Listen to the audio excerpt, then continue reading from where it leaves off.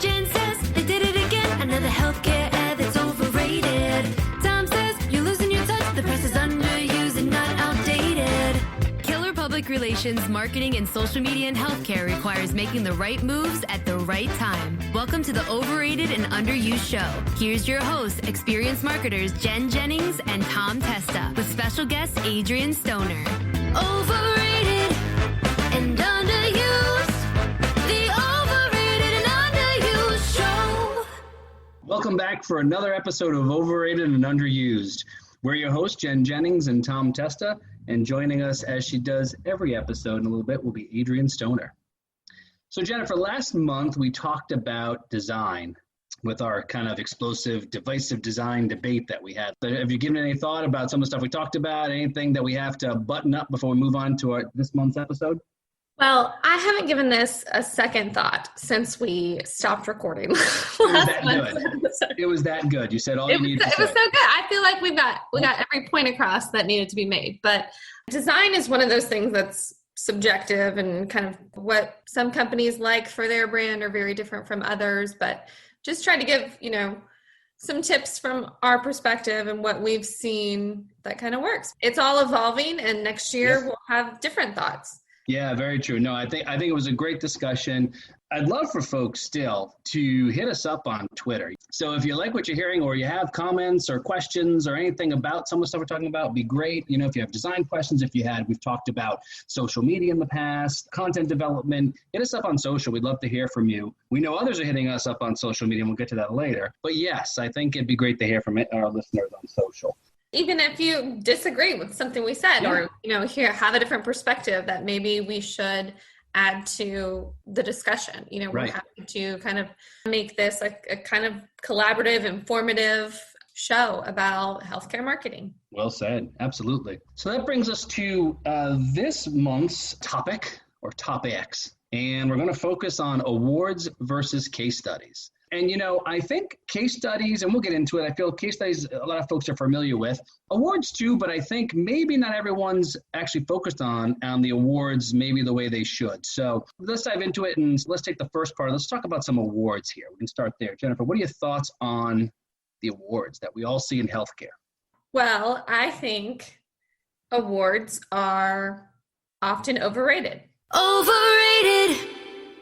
Except, of course, when you're talking about the 2020 Medici HITMC Award for Health IT Agency of the Year, that's probably the only award out there that Why would you say that, overrated. Why would you say that, Jennifer? Why is that not an overrated award? Because Anderson Interactive won that award this year. So I love it. People may have heard that.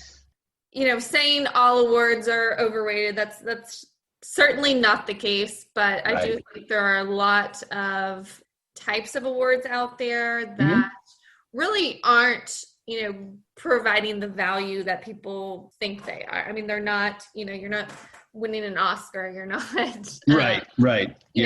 doing those types of things. So, I mean, it's always great to say like, oh, well, we won this, but, in some cases, especially paid awards. So you see is there value in paid awards? I don't know. You tell me, Tom. I feel some of the paid awards are a good opportunity for folks, and I don't think they're overrated because, it doesn't mean just because you pay, you're going to win. Right. So I think sometimes there's fees with those, but they take the judge process and criteria very seriously. Of course, all do. But I think sometimes people figure, well, if I'm paying $300, if I'm paying $500 to enter this award opportunity, there's going to also be some big players in here. And I think it kind of adds to the overall value of the award and the recognition. So again, doesn't mean you're going to get it, but I think those seem to carry a little bit more prestige. Yeah, I mean, you kind of touched on it for sure. Anything like automatic, where if you pay, you automatically are in a winner, or something where, you get this unsolicited email that's like, you've been selected for the top 10 medical billing vendor, or, top 10 companies in healthcare kind of thing, and you didn't submit to it. Yeah, just ignore those. In most cases, those are just garbage, not worth it. Yeah, because it's kind of like, well, where did you get my information? How did you vet me? Why am I winning this award?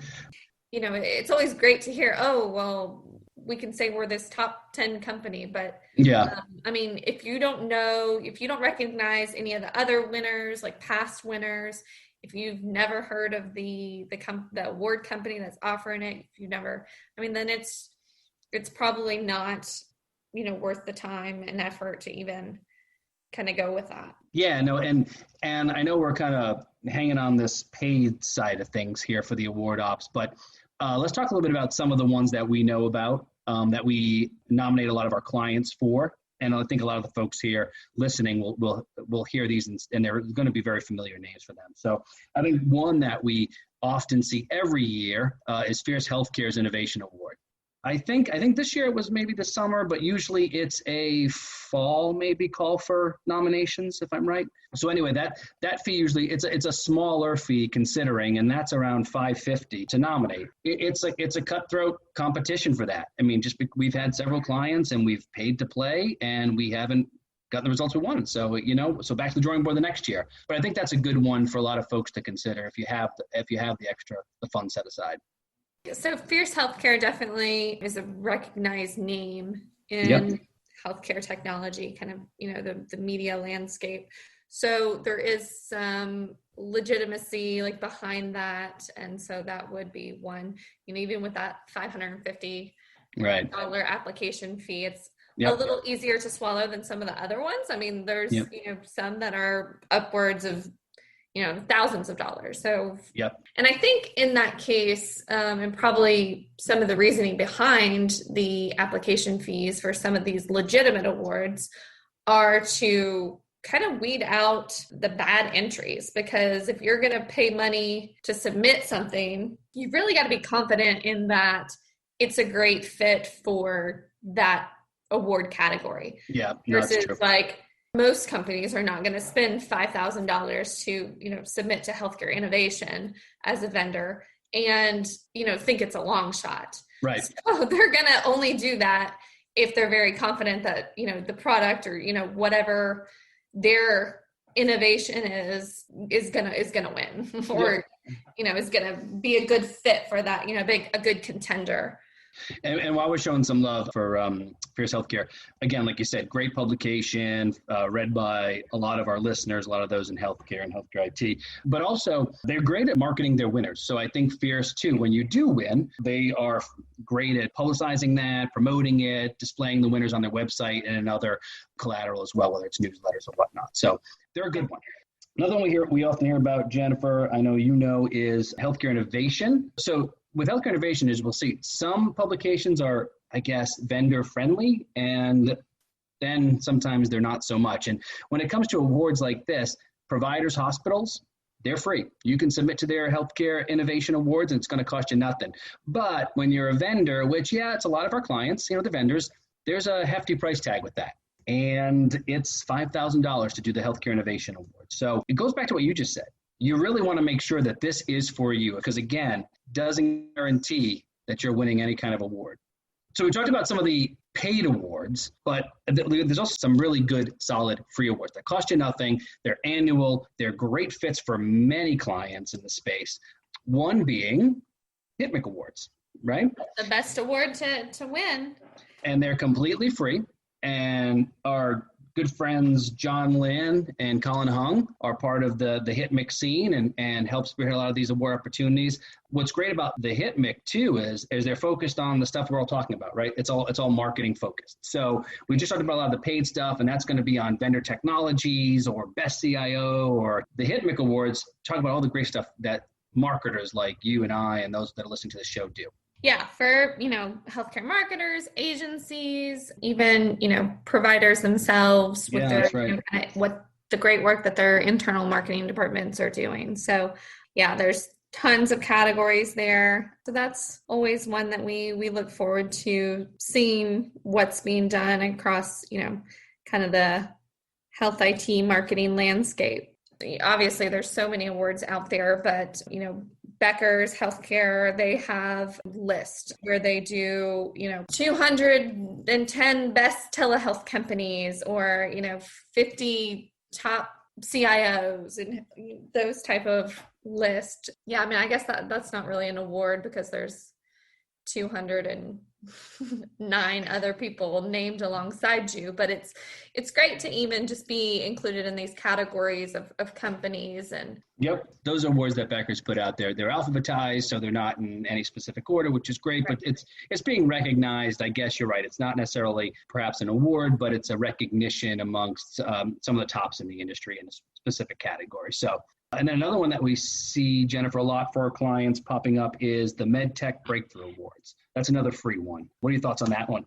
Well, it's free to submit, but if you win the award, you basically have to pay to tell anybody about it. So it's like you buy like a sponsorship package as an award winner with various like levels of publicity. So yeah, but we have had, a lot of clients submit for that and a lot, win that, but just kind of knowing going into it that, if they win, there is like a cost involved. But at that point, to me, I would rather pay once I've won versus pay to submit. But, at that point, you're at least guaranteed, you won either way, but certainly any award that you win, the whole purpose of even wanting to do that is to kind of promote that and, leverage that in helping your company's brand. So if you win an award and you can't tell anybody about it, how valuable is the award?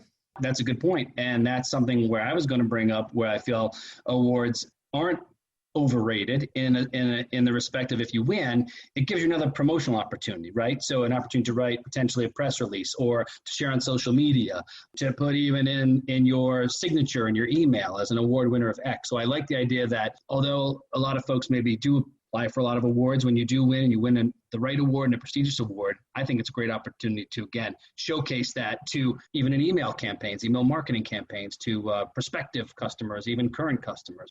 Yes, I absolutely agree. And then just to wrap this up, Jennifer, there's also the local stuff, right? So a lot of folks, they've got business journals in their backyard. Name a city, there's probably a business journal associated with it, or other even local organizations that run awards. We've seen some cities that have innovation awards and things like that in their local community. And those are great ones to submit to, and usually free.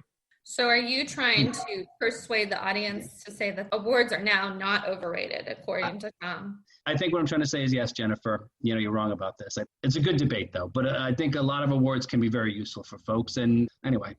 There's so many opportunities out there, and, some require payment. Some are, focused strongly on hospitals, more so than like vendors and agencies. So I just think if you're going to incorporate awards into your PR marketing strategy, you really got to find the good ones, with the categories that are specific to you by legitimate companies that you're familiar with. Saying I won 25 awards, we're award winning, or, that's all great, but I don't know that actually drives sales.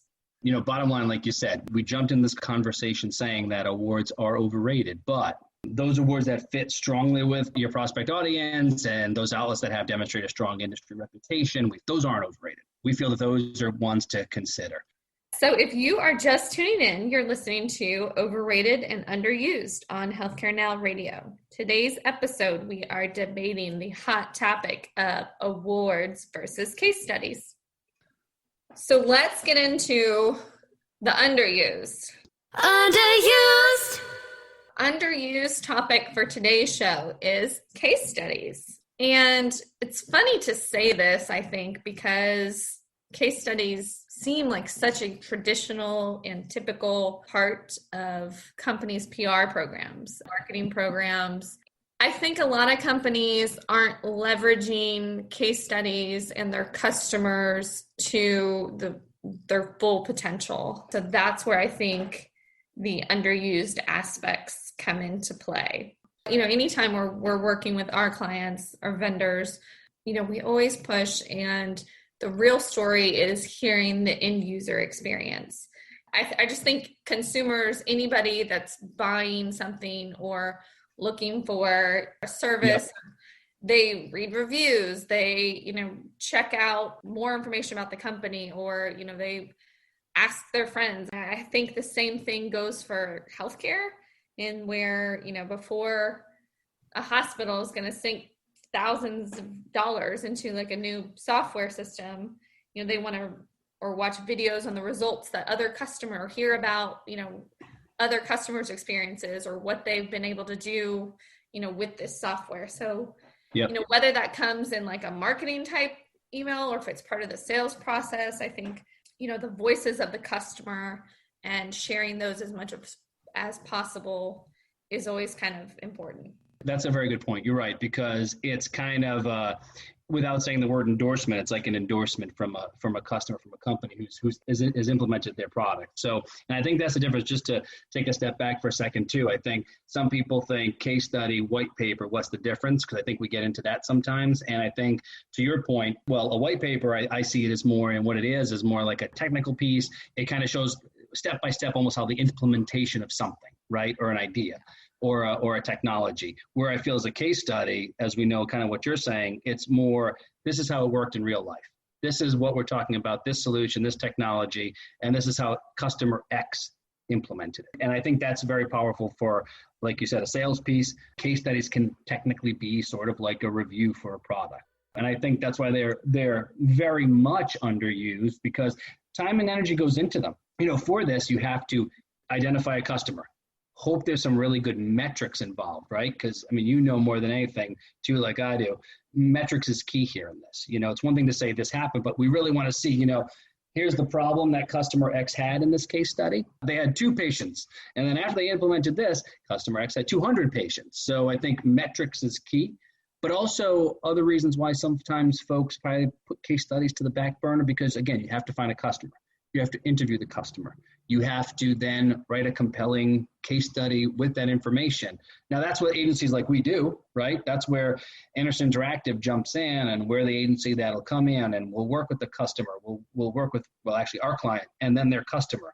We can interview them, work to kind of get the right questions to see what would make for a very compelling case study, and then help pull it all together. So a good case study is going to be in that 1,500 word kind of range too. So they're longer pieces. There's dedication to go into it, and time, energy, and effort. I do think sometimes those are the reasons that maybe a lot of case studies don't get developed. Yeah, and I definitely agree with, you know, the statement that kind of metrics are key. I think a lot of case studies fall short. And there's even different ways to write. I mean, there's marketing case studies, there's more, you know, editorial type customer stories and use case stories that, you know, we tell. So just depending on, you know, how specific those metrics are, like ROI details or time savings or regulatory improvements or, you know, anything. So, you know, a lot of times it's hard for companies or vendors to almost push their customers for those details, because sometimes they don't have them, or it's, you know, I think there's a lot that goes into a case study. You've got to figure out the right timing so that they have time to gather those metrics and that they actually, you know, have seen improvements. So identifying the right customers to talk to is an important piece of that too. The soft case studies that are just, well, we just love working with so-and-so. And I mean, that's fine. And that's great. And, you know, there's other, you know, testimonials are always great. Yeah. You don't have enough meat for like an actual case study, but just, I mean, in those like glowing reviews, I mean, even if they don't have hard numbers, it's still great to have like nice reviews or, you know, testimonials that you could use with your project. But I think just knowing how to kind of help the customer give you those details is important when you're talking about these case studies.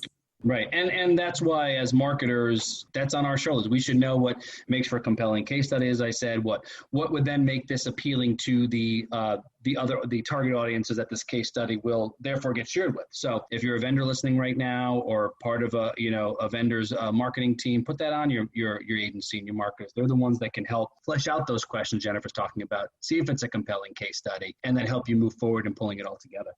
Yeah. And I mean, you don't need a dozen case studies right off the bat. You know, you can always start with just a few targeted ones, like from the markets that you're focused on. Yep. And just really pick the best stories and then leverage those, you know, throughout other marketing pieces, email blasts, video interviews with the customer if they're open to that, or article opportunities, right. Using them as, kind of just a interview source for potential, discussions on the topic. So, yep. I mean, there's lots more that can kind of come from that. And then to that same end, you don't want those same 2 to 3 case studies to sit on your website for a decade and be stale. You want to continue to, reach out, like, as you bring new customers on board, make this a part of the process, and how, they can help promote themselves and promote, the work that they're doing with your company too. Yep. I love the idea. And this is why I feel they're certainly underused, is the fact that you can, as you said, use them in many other resources. I mean, you can take a case study, and you already talked about what you can do with it. You can also repurpose it, and who knows, maybe even turn it into your own a podcast segment, right? You can turn it into a web content for a webinar. You can turn it into, like you said, media opportunities, marketing opportunities. So you're investing this time, energy, and money, and that of the client too, into a case study. But I think you can get a lot of mileage out of it. And then the beauty is too, if things change, in 6 months, you can even update the metrics. So it sounds like we can both agree, Jennifer, before I jump ahead of myself, that we both feel that case studies are underused. I agree. Yes. Clinicians Corner. So a lot of the guidance that we give throughout the show, it's not only important for the healthcare marketers, at some of our vendors and also fellow agencies, but we think it's important for all sectors in healthcare, but there are a few additional ones that jump out for providers and clinicians, right? So we talked a lot about awards and case studies today, and actually we're going to bring in our good friend Adrienne Stoner a little early. Adrienne's got some background. I think that she can add some valuable perspective here. That's a little fun fact about Adrienne, maybe you didn't know. Before she joined Anderson Interactive, she worked in clinician marketing and promotion, right, Adrienne? Yes, so I worked in aesthetics for almost a decade at a large dermatology office. So when it came to customers, just kind of to tie it into today's show, maybe even thinking less awards, more case studies, what kind of interaction did you have on that level? Were there testimonials or potential case studies? Or? Yeah, I would say more on the end of testimonials. Word of mouth is the most powerful thing. Mm-hmm. So getting people to, give their testimonies and their experiences of what happened with them at the office. And so we did it in various different ways. We had a video segment going at one point, and patients would pop on with different providers and tell about a story they encountered. We also had patients write testimonials that were on the website. We also, shared them on social media, of course, along with the videos. So that is what we did the most. Yeah, no, that's great, because I think you don't need to put in this huge, long form, 1,500 word case study. Yet, again, when we're looking at that local provider level, I don't know how big your provider was. Was it? He was huge. So one man, but now I think he owns about 14 practices, but when I left, he had 11 practices. Okay.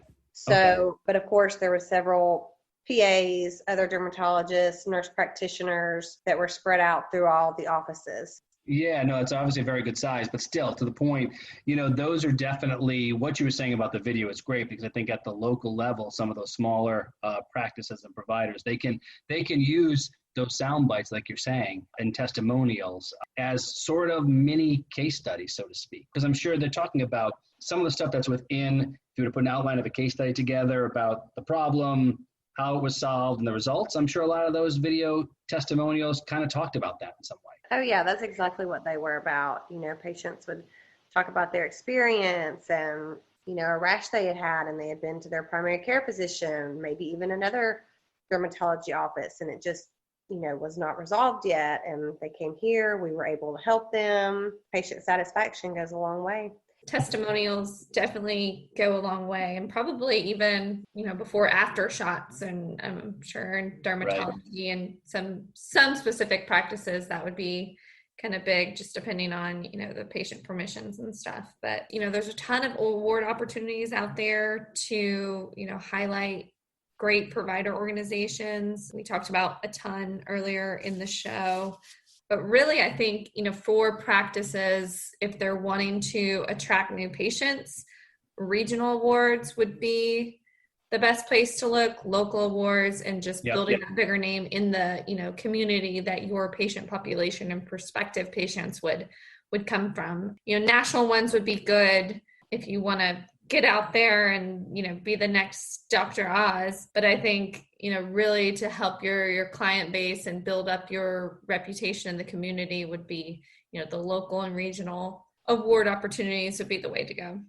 Yep. Yeah, so there's a Best of Rome award that the newspaper there puts on every year. And so they do, best primary care, best pediatrician, best dermatology, best restaurant, all the things. And they put it out annually and the community can vote. So, that again is nothing but a strong word of mouth presence, but a great award to have that, hey, our community voted for us as best practice. All right. Well, we can jump into Adrienne's normal segment, Inbox with Adrienne. Inbox with Adrienne.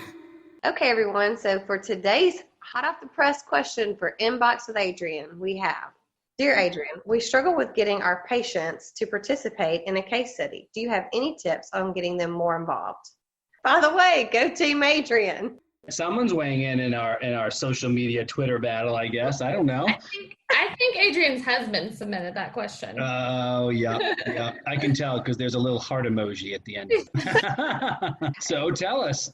So, of course, it can be a challenge to get a patient involved in a case study. But I think, you have to use your social cues for this.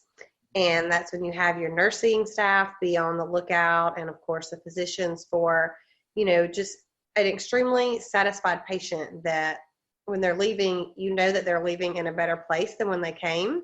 You don't want the patient that was dissatisfied by everything. You don't want to ask them to do a case study. They're going to say no, or it's going to be a very possibly skewed perspective. So, when you see the patient who came in and things just were not going great for them, and by the end, they're so happy, their family is so happy, that is someone that you want to approach about doing a case study. Thanks for listening to Overrated and Underused. We are sponsored by Anderson Interactive and can be heard weekdays at 10 a.m., 6 p.m., 2 a.m. Eastern, right here on Healthcare Now Radio. Email your Inbox with Adrienne questions to hello@andersoni.com or tweet us at Jen_Jennings, Tom_Testa, or show your love and support as you always do for Adrienne_Stoner. And don't forget to use that hashtag #OverUnderRadio. Thanks for listening to the Overrated and Underused show with your hosts, experienced marketers Jen Jennings and Tom Testa, and special guest Adrienne Stoner. Overrated.